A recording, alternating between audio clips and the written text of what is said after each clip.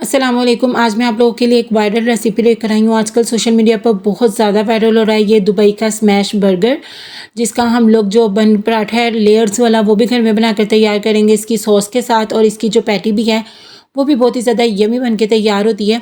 तो इसको बनाने का एक बहुत ही आसान रेसिपी मैं आप लोगों के साथ शेयर करूँगी, ताकि हम लोग जो अभी दुबई नहीं जा सकते वो ये जो स्मैश बर्गर है वो यहीं पर बनाकर इंजॉय कर सके। बहुत ही आसान रेसिपी है। तो इसके लिए यहाँ पे सबसे पहले बिस्मिल्लाहिर्रहमानिर्रहीम एक बाउल में मैं ले लूँगी 3 कप मैदा। मैदे को हमेशा छान के इस्तेमाल किया करें। हाफ़ टी स्पून इसके अंदर शामिल करेंगे नमक का, और 2 टीस्पून मैं यहाँ पे शामिल करूँगी पिसी हुई चीनी की। तमाम चीज़ें शामिल करने के बाद इसके अंदर ऐड करेंगे 2 टेबलस्पून कुकिंग ऑयल के। आप चाहो तो घी के भी ऐड कर सकते हो। इन चीज़ों को अच्छे तरीके से आपने मिक्स कर लेना है, और मिक्स करने के बाद अब आपने नॉर्मल टेम्परेचर के पानी से ना इसकी एक डो गूँध के तैयार कर लेनी है। डो को आपने अच्छे तरीके से नीट करना है 2 से 3 मिनट लगाकर, और हथेली की हेल्प से ना आपने इसे नीट करना है, ताकि हमारा जो मैदा है ना वो जल्दी जल्दी सेट हो जाए। अच्छे तरीके से नीट करने के बाद इसके ऊपर हल्का सा ऑयल का ब्रश कर देंगे और इसे कवर लगा के रख देंगे। तकरीबन 20 से 25-30 मिनट यानी आधा घंटा आपने इसे रेस्ट देना है, ताकि मैदे को अच्छे तरीके से रेस्ट आ जाए। जितना अच्छा इसे रेस्ट आया होगा ना मैदे को, उतने ही अच्छे आप लोगों के जो बन है ना लेयर्स वाले वो बन के तैयार होंगे। दूसरी तरफ अब यहाँ पे हम लोग जो अपनी पैटी रखनी है स्मैश बर्गर में वो तैयार कर लेते हैं। उसके लिए मैंने आधा किलो यहाँ पे ले लिया है बोनलेस चिकन, और इसको अब हम अपनी जो चॉपर मशीन है उसमें ऐड कर देंगे। उसके साथ ही यहाँ पे मैंने 3 से 4 कलियाँ लहसुन की ले ली हैं, 2 से 3 इंच अदरक का टुकड़ा है, और 2 से 3 अदद हरी मिर्ची हैं। आप चाहो तो इन चीज़ों का जो पेस्ट है वो भी शामिल कर सकते हो, यानी इस तरीके से साबुत भी शामिल कर सकते हो। इसको क्या करेंगे, इसमें इसके साथ चॉप कर लेंगे। 2 मीडियम साइज़ के प्याज का जो पानी है वो मैंने अच्छे तरीके से निचोड़ लिया है। उन्हें चॉप करने के बाद प्याज का पानी जो है वो आपने अच्छे तरीके से निकाल के फिर आपने ना उसे चिकन में ऐड करना है।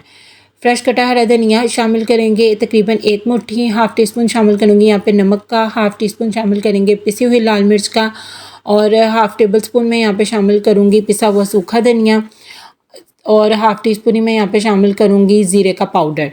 ज़ीरे को रोस्ट करके तो उसका पाउडर बना के वो आपने इसके अंदर ऐड करना है। 2 टेबलस्पून आपने यहाँ पे ऐड करने हैं फ्रेश क्रीम के। ये वही क्रीम है जिसकी रेसिपी मैं ऑलरेडी आप लोगों के साथ शेयर कर चुकी हूँ। लेकिन अगर आपके पास ये वाली फ्रेश क्रीम नहीं है तो फिर आप दूध की मलाई भी शामिल कर सकते हो, नहीं तो फिर आप टेट्रा पैक वाली क्रीम भी शामिल कर सकते हो। 3 अदद यहाँ पे ब्रेड के स्लाइसेस लेकर उन्हें इस तरीके से पानी में डिप करके और अच्छे तरीके से निचोड़ के तो वो भी आपने ना चॉपर मशीन में ऐड कर देने हैं। 1 टेबलस्पून भरकर मैं यहाँ पे ऐड करूँगी चिकन टिक्का मसाला। ऑप्शनल है लेकिन इससे फ्लेवर बहुत ज़्यादा कमाल का आ जाएगा। तमाम चीज़ों को अच्छे तरीके से आपने ना चॉप कर लेना है मशीन के अंदर, और इस तरीके का एक स्टिकी सा पैटी के लिए जो आपके पास मटीरियल है ना वो बन के तैयार हो जाएगा। अब आपने क्या करना है, हल्का सा तो ऑयल के साथ ग्रीस करना है। इसमें चीज़ की भी फिलिंग होती है लेकिन ये टोटली ऑप्शनल है। अगर आप लोग नहीं करना चाहते तो आप इसे स्किप कर सकते हैं। मैं यहाँ पे कुछ पैटी में चीज़ की फिलिंग करूँगी और कुछ को ऐसे ही बना लूँगी। हाथों पे इस तरीके से मटेरियल को फैला के 1 से 2 टीस्पून इसके अंदर चीज़ की फिलिंग करेंगे, और उसके बाद आप लोगों ने ना इसकी इस तरीके से एक पैटी बना लेनी है। इसको आपने ना हाथों पे अच्छे तरीके से ना प्रेस करना है, इसको स्मैश करना है। इससे क्या होता है कि पैटी बहुत ही प्यारी बन के तैयार होगी, और आपका जो बर्गर बन है ना उसके अकॉर्डिंग इसका साइज़ होगा। इस तरीके से सारे के सारे हम लोग जो पैटी है वो बनाकर तैयार कर लेंगे। एक प्लेट पे हल्का सा आपने ऑयल के साथ ग्रीस करके तो पैटी उसके ऊपर सेट करते जाना है, और फिर आपने ना इन्हें फ्रीज़र में रख देना है 1 से 1.5 घंटे के लिए। ये ऑप्शन है 1 से 1.5 घंटे के लिए फ्रीज़र में रखना है, लेकिन अगर आप रख देते हो तो ये अपनी जो शेप है ना वो अच्छे तरीके से होल्ड कर सकेंगे। तमाम पैटी में बनाकर इसी तरीके से फ्रीज़र में रख दूँगी। तब तक के लिए हम लोग यहाँ पे अपने जो पराठे हैं ना वो तैयार कर लेते हैं, बन पराठा। तो उसके लिए यहाँ पे हमारी जो डो है वो सेट हो चुकी है। इसको इक्वल पार्ट्स में डिवाइड करके तो इसके हम लोग यहाँ पे पेड़े बना लेंगे। इसका रोटी के साइज़ से थोड़ा सा जो बड़ा है ना पेड़ा वो बन के तैयार होगा, क्योंकि हम लोगों ने इसी पेड़े में से हाफ़ कट करना है इसकी फिलिंग के लिए। तो एक पेड़ा ले लेंगे, बाकियों को आपने कवर लगाकर और हल्का सा ऑयल लगाकर ना तो रेस्ट पे रख देना है। जो सबसे पहले मैंने पेड़ा बना के रखा था उसको यहाँ पे अब आपने फैला लेना है। इसकी जितनी बारीक रोटी और बड़ी रोटी आप बेल सकते हो ना इस पेड़े की, उतनी बड़ी आपने बेल लेनी है इस तरह से।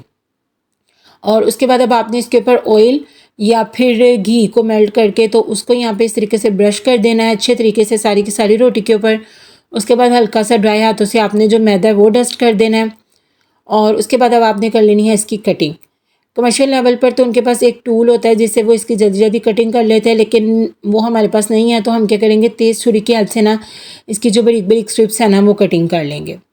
जितनी बड़ी स्ट्रिप्स आप कटिंग करोगे उतना ही लच्छेदार और बल वाला जो बन पराठा है ना वो आपका बन के तैयार होगा। इस तरीके से सारे के सारे स्ट्रिप्स की कटिंग करने के बाद अब आपने क्या करना है, हाथों पे ऑयल लगाकर या मेल्ट किया हुआ घी लगाकर तो अब आपने ना इन स्ट्रिप्स को इकट्ठा कर लेना। इकट्ठा करने के बाद तो आपने ऑयल लगे हाथों के साथ ही इसको हल्का सा स्ट्रेच करना है, यानी इसको थोड़ा सा बड़ा कर लेना है। और उसके बाद फिर आपने ना इसका जो पेड़ा है ना वो बनाकर तैयार कर लेना है। और इसका ये जो लास्ट में बचेगी इसका एक कोना, तो इसको आपने दरमियान में नीचे की तरफ फोल्ड कर देना है। और इस तरीके से बहुत ही ज़बरदस्त आपका बन पराठे के लिए आपका जो पेड़ा वो बन के तैयार हो जाएगा। इसी तरह मैं बाकी के भी जो है वो बनाकर तैयार कर लूँगी। इनके ऊपर ऑयल या घी लगाकर तो आपने इन्हें रेस्ट पे रख देना है तकरीबन 10 से 15 मिनट, क्योंकि अब आगे आपका बेलने का काम तो इसका बिल्कुल नहीं होगा। तो जितना अच्छा भी इन्हें रेस्ट आया होगा ना, उतने ही ये खस्ता बन के तैयार होंगे। इन्हें रेस्ट पे रख देंगे। और दूसरी तरफ हमारी जो पैटी हैं उन्हें फ्रीज़र में रखे हुए यहाँ पर तकरीबन 1 घंटा हो गया, तो मैं अब उन्हें फ्राई कर लूँगी। एक पैन में ऑयल लेंगे, डीप फ्राई नहीं करना आपने इन पैटीज़ को, आपने इन्हें करना है शैलो फ्राई। तो इन्हें फ्राई कर लेते हैं। जैसे एक साइड पे प्यारा सा कलर आएगा तो आपने इसकी साइड को चेंज कर देना है, उलट पुलट करते हुए बहुत ही प्यारा सा गोल्डन कलर आने तक के लिए आपने इन पैटीज़ को फ्राई कर लेना है। लेकिन आपने एक बात का ध्यान रखना है कि तेज़ आंच पे नहीं इन्हें फ्राई करना, क्योंकि अभी चिकन जो है वो कच्चा है। तो मीडियम आंच पे आपने इन्हें फ्राई करना है ताकि अच्छे तरीके से ये अंदर तक ना कुक हो सके। देखिए कितना प्यारा कलर आ गया। इन्हें अब हम निकाल के एक साइड पे रख देंगे। अब हम यहाँ पे अपनी जो ज़बरदस्त सी सॉस है ना पैटी बर्गर के लिए वो बनाकर तैयार कर लेते हैं। इसके लिए यहाँ पे मैंने एक श्रेड की हुई बंद गोभी ले लिया। इसमें थोड़ा सा नमक शामिल करेंगे, थोड़ी सी पिसी हुई काली मिर्च शामिल करेंगे और मायोनीज़ ऐड करके इसी स्टेज पे आप इसके अंदर केचप भी चाहें तो वो भी शामिल कर सकते हैं ना सॉस के अंदर। इसे मिक्स कर लेंगे और बहुत ही ज़बरदस्त सी हमारी ये जो फिलिंग है वो भी बन के तैयार हो गई है। अब हम चलते हैं अपने उन पेड़ों की तरफ जिन्हें हमने रेस्ट पे रखा हुआ है। काउंटर पे हल्का सा आपने ऑयल लगा लेना है। इसको आपने बेलने से बेलने की गलती बिल्कुल भी नहीं करनी, बस हल्का सा जस्ट बिल्कुल 2 से 3 बार बना फिंगर्स के साथ इन्हें हल्का सा बस प्रेस कर देना है अपने पैटी की साइज़ का, जो हमने पैटी बना कर रखी है चिकन की, बस उतना इसे आपने प्रेस कर देना है। इसकी लेयर्स ख़राब हो जाएंगी अगर आपने इन्हें ज़्यादा बेला, बस इस तरीके से। और ड्राई आटे का इस्तेमाल, मैदे का इस्तेमाल भी आपने बिल्कुल नहीं करना। बस हल्का सा इस तरीके से प्रेस करने के बाद अब ये फ्राई करने के लिए जो बन है ना हमारे बिल्कुल तैयार है। एक पैन में ऑयल शामिल करेंगे तकरीबन 4 से 5 टेबल स्पून, और ऑयल गर्म होने के बाद इस तरीके से अब आप लोगों ने इसमें हमारे जो बन पराठे हैं वो ऐड कर देने हैं। अच्छा, आपने ना इन्हें मीडियम टू लो फ्लेम पे फ्राई करना है, क्योंकि इन्हें अंदर तक आपने कुक करना है, कच्चा बिल्कुल नहीं रहने देना। तो आपने क्या करना है, पहले मीडियम आंच रखनी है, फिर आपने लो फ्लेम करके इस पर कवर लगा देना है तकरीबन 5 से 6-7 मिनट के लिए, जितने में एक साइड पे प्यारा सा कलर भी आएगा और ये अंदर से अच्छे तरीके से कुक हो जाएंगे। जब एक साइड पे हल्का सा कलर आ जाएगा फिर आपने दूसरी साइड पे भी इसी तरह प्यारा सा कलर लाने के लिए इसे फिर से कवर लगा देना है।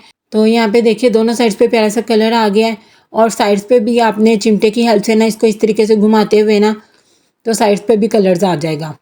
तो इस तरीके से आपने इन्हें भी फ्राई कर लेना है। अब यहाँ पे हमारे बन भी तैयार हैं, अब इनकी कटिंग कर लेंगे। ये देखिए माशाल्लाह अंदर तक पके हुए हैं, और अब इनमें अपनी पैटी और सॉस को फिल करेंगे। और ये देखिए माशाल्लाह माशाल्लाह बहुत ही मज़ेदार, बहुत ही क्रिस्पी बाहर से हमारे मज़ेदार से जो वायरल दुबई के स्मैश बर्गर हैं ये बन के बिल्कुल तैयार हैं।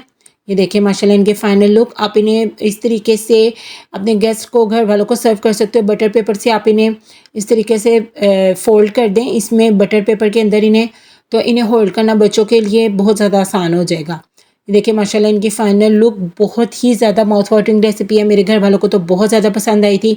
तो आप लोगों ने भी इस रेसिपी वीडियो को बनाकर ज़रूर ट्राई करना है, और मुझे कमेंट सेक्शन में अपना फीडबैक भी देना है कि ये रेसिपी आप लोगों को कैसी लगी। दुआ में याद रखिएगा, अपना बहुत ज़्यादा ख्याल रखिएगा। अल्लाह हाफ़िज़।